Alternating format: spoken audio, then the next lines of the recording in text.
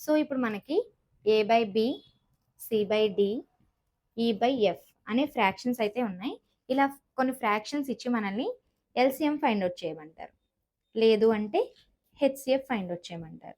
So ఇలాంటి సిట్యుయేషన్స్‌లో మనం ఈ ఫ్రాక్షన్స్‌కి ఎల్‌సీఎం ఫైండ్ ఔట్ చేయాలి అంటే సో ఎల్‌సీఎం ఫైండ్ ఔట్ చేయాలి అంటే మనకి ఫ్రాక్షన్స్‌లో న్యూమరేటర్స్ ఉన్నాయి. అలాగే డినామినేటర్స్ ఉన్నాయి.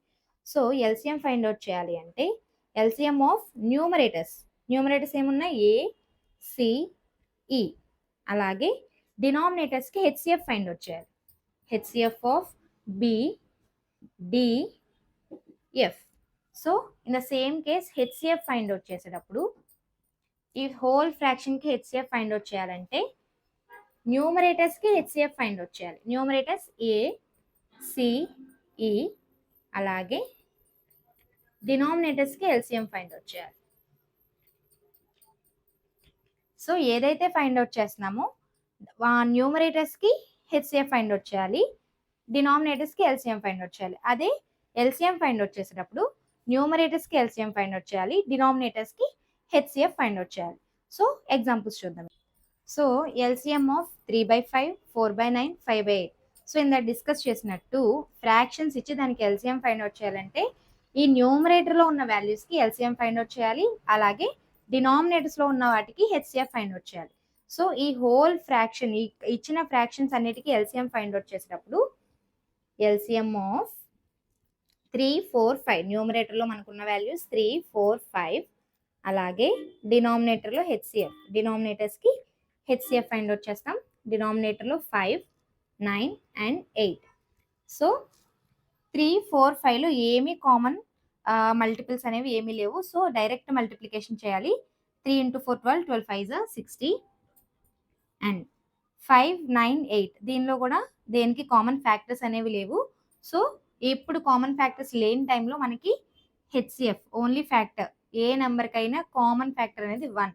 సో ఈ మొత్తం ఫ్రాక్షన్‌కి ఎల్‌సీఎం వచ్చేసి 60. సో దీనికే మనం హెచ్‌సీఎఫ్ ఎలా ఫైండ్ ఔట్ చేయాలో చూద్దాం. So HCF of numerators 3, 4, 5. అలాగే LCM of denominators 5, 9, 8.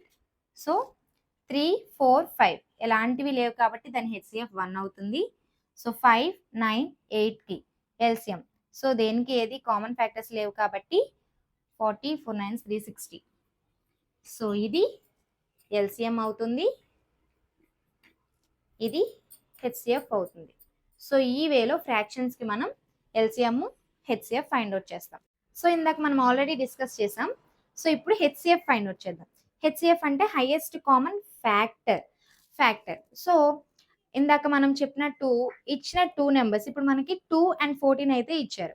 So 2 and 14లో మనం గమనించినట్లయితే 14 అనేది 2 యొక్క మల్టిపుల్. అలాగా ఒక నంబర్ అనేది ఇంకొక నంబర్‌కి మల్టిపుల్ అయితే దానిలో ఉన్న చిన్న వాల్యూ ఏదైతే ఉందో, స్మాలెస్ట్ వాల్యూ ఏదైతే ఉందో అది హెచ్‌సీఎఫ్ అవుతుంది. డైరెక్ట్ 1 సెకండ్‌లో ఆన్సర్ పెట్టేయొచ్చు. ఆన్సర్ అనేది 2. సో హెచ్‌సీఎఫ్ ఫైండ్ ఔట్ చేసేటప్పుడు మనకి తెలియాల్సిన కండిషన్ ఇక్కడ మనకి 16, 56 అండ్ 24 అయితే ఇచ్చారు. సో దీనికి కామన్ ప్రాసెస్‌లో వెళ్తే మనకి చాలా టైం టేకెన్. సో దాన్ని అవాయిడ్ చేస్తున్నాం కాబట్టి కంప్లీట్‌గా. సో హెచ్‌సీఎఫ్ ఫైండ్ ఔట్ చేసేటప్పుడు మనం ఎల్‌సీఎం ఫైండ్ ఔట్ చేసినప్పుడు గ్రేటెస్ట్ నంబర్‌ని చెక్ చేసుకున్నాం. సో అలాగే హెచ్‌సీఎఫ్ ఫైండ్ ఔట్ చేసేటప్పుడు స్మాలెస్ట్ నంబర్‌ని కన్సిడర్ చేయాలి. సో స్మాలెస్ట్ నంబర్‌ని తీసుకొని హెచ్‌సీఎఫ్‌లో రూల్ ఏంటంటే హెచ్‌సీఎఫ్ అవ్వాలి అంటే ఇచ్చిన నంబర్స్‌లో హెచ్‌సీఎఫ్ అనేది ఇచ్చిన నంబర్స్‌లో స్మాలెస్ట్ అవ్వాలి. లేదంటే ఆ స్మాలెస్ట్ నంబర్ యొక్క ఫ్యాక్టర్ అయి ఉండాలి. ఖచ్చితంగా ఏమై ఉండాలి? ఫ్యాక్టర్ అయి ఉండాలి. సో అయితే 16 అవ్వాలి. లేదంటే 16 కన్నా చిన్నదై ఉండాలి. సో 28 చెక్ చేద్దాం. 8 పక్కన పెడదాం. 28 సో దీనికన్నా పెద్దది. సో ఇది అవ్వదు. 56 కూడా 16 కన్నా పెద్ద నంబర్ అవ్వదు. సో 12. 12 అనేది 16కి ఫ్యాక్టరా అని కాదు. సో డైరెక్ట్‌గా ఆన్సర్ అనేది 8. The sum of two numbers is 36, LCM is 4 and HCF is 3. So ఒక 2 నెంబర్స్ తీసుకుంటే దాని యొక్క సమ్ అనేది 36 అండ్ ఎల్సిఎం ఇచ్చారు, హెచ్సిఎఫ్ ఇచ్చారు. Find the sum of reciprocals యొక్క సమ్ అడుగుతున్నారు. సో మనం నెంబర్స్ని ఏ బి అనుకుంటే వాటి యొక్క రెసిప్రోకల్స్ ఏమవుతాయి? 1/a 1/b. సో దాని యొక్క సమ్ అడుగుతున్నారు కాబట్టి 1/a plus 1/b. So LCM a into b plus a or a plus b. So ఇలా వచ్చినప్పుడు మనకి ఆల్రెడీ సమ్ అనేది ఇచ్చేసారు. మనకి ఇప్పుడు ఏబి వాల్యూ తెలియాలి. సో మనం ఇందాక ఒకటి డిస్కస్ చేసాం. So LCM into HCF product అనేది ఈ 2 నెంబర్స్ యొక్క ప్రోడక్ట్కి ఈక్వల్ అవుతుందని మనం ఇందాక డిస్కస్ చేసాం. So in the same way ఇప్పుడు ఈ ప్రోడక్ట్ ప్లేస్లో మనం ఈ ప్రోడక్ట్ తీసుకోవచ్చు కదా, ఎల్సిఎం ఇంటూ హెచ్సిఎఫ్ రిజల్ట్ తీసుకోవచ్చు కదా. సో ఏ ప్లస్ బి మనకు ఆల్రెడీ ఇచ్చేసారు.